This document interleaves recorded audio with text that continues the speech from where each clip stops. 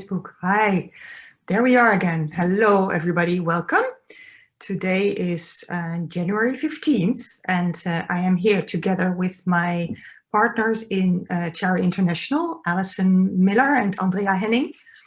And this is our weekly Facebook Live, where we just like to share what we are thinking and what we are talking about.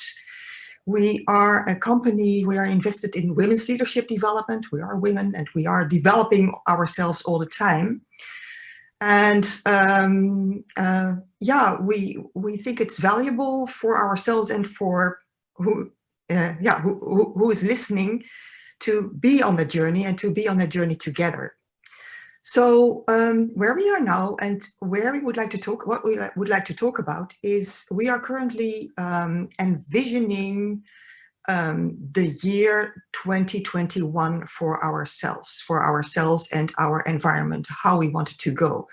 And if there is one difficult challenge or thing to do at the moment, it's thinking about that, because who knows?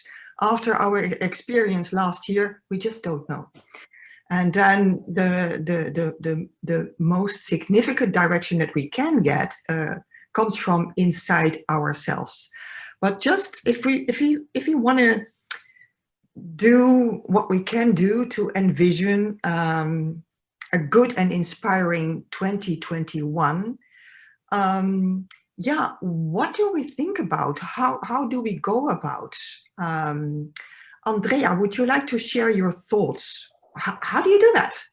Yeah, how do you do that? Let me start by saying you cannot envision the future without having dealt with the past first. You have to grab the past and look at it, and the good, the bad, and the ugly. So one of the things that we do is we evaluate 2020 at the moment, and we start with looking at our successes.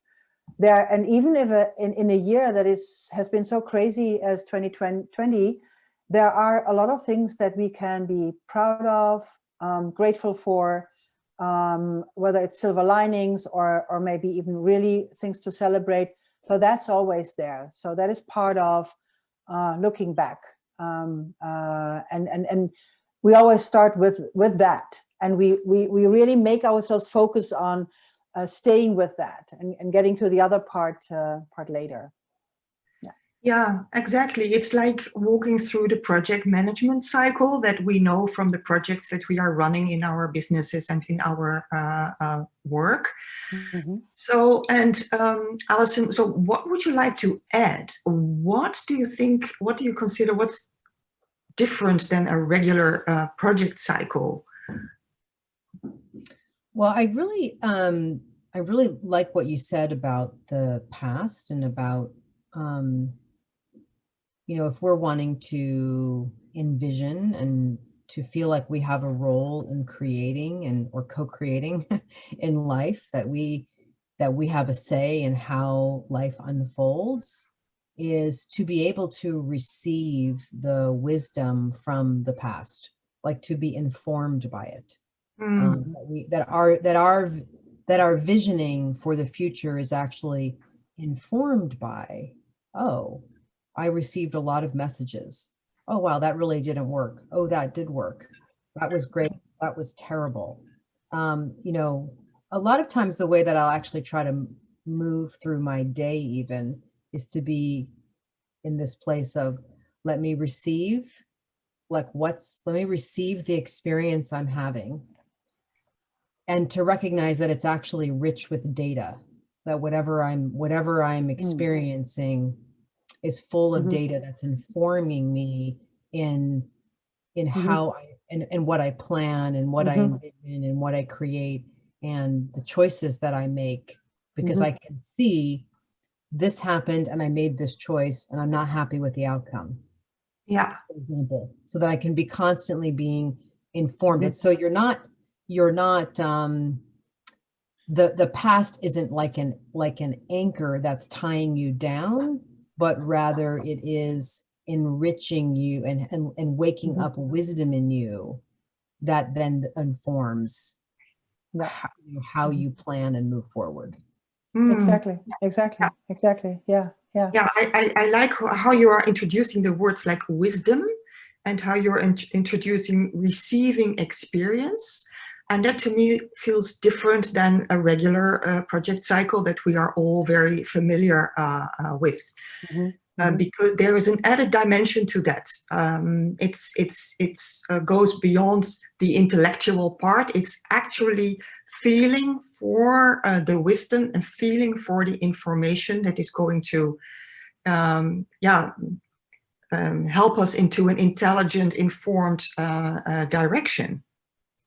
Yeah, exactly. Yeah. And that part of the information, apart from the good stuff, it is also so incredibly valuable to sit with the disappointments and the hurt, especially if you have been coached. We have been coached to like look for the positive, or look for what can you do about it. But there is really, really beauty in sitting with what was so. Also the things that were really painful. Not to dwell in it, but to just acknowledge it and move through it, so that this does not get in the way when we are getting into the creative part of really envisioning the next year, what we want. Yeah. Yeah, right. A pitfall often is like just recognize the disappointment and get over it and move on, right? Yeah. And what is the danger of that, or what is the downside of that, Alison? What if we don't take time to actually be with the disappointment? What do we miss? I think that we miss the heart opening that can happen from we often want to skip over the grief. Yeah. You know, we like to reserve, grief is something you do if someone dies. But actually, no, grief is an everyday part of life. And there's been a lot to grieve over the last year. And one of my teachers described grief as a beloved pathway to heart opening. You know, that when we think about, well, if we'd ask you, well, what do you want? You know, what do you want to have occur? What do you want to create? What do you want to cause? What results do you want in 2021? I think that our odds of actually being able to experience that as coming to fruition are greatly enhanced if the heart is playing a key role in answering that. And so that if we don't actually acknowledge the grief, the pain, the sadness, the frustration, despair, upset, disappointment, like allow ourselves to really feel what that's about and to go underneath that, to feel it, because that can actually crack open and connect you with your heart. We all have protective layers around our heart. We've all hardened and protected and have developed survival strategies in our life. And I think so many of us really deeply desire to connect with a kind of an innocence, you know, to connect with that, you know, like I remember one time I was coming out of a shopping mall with my daughter, and she was 2 years old, and I'm holding her hand and I'm walking alongside her, and another little girl about the same age was walking into the mall, and they stopped to talk, and they just wanted to be friends and hang out. There's such a beautiful innocence and just the complete open-heartedness they had to another human being they crossed paths with in a park and probably never saw each other again. I think there's a lot of us that are wanting to return to that, and actually our disappointments, our pain, and our grief is a way to do that, but not if we skip over it and just want to get on to the next thing. Yeah, exactly. Yeah, that's beautiful. And in addition to that we may be longing to that, I'm also thinking of the research that is being conducted by the Heart Math Institute, and that's making it more and more clear that the heart has a brain in itself. And if we only operate from the head, we miss a part of us that also can also play a part in the creation of whatever, and especially also in the creation of the new year. Yeah, thank you. Well, I mean, the time is going really fast. There's so much more we would like to share about this and talk about. I'm just thinking of one more thing is then we're talking about the importance of looking at disappointments also, and how to get information out of that and inform that, make it inform our year. And just thinking about the tool that we have in the Tiara library about acceptance.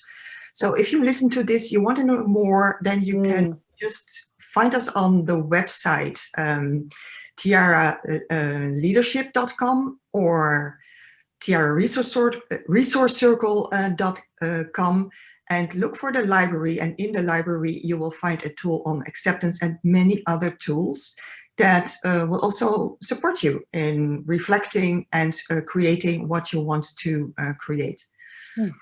So thank you for listening so far. Thanks, Alison and Andrea. We'll talk more soon. Really, we will.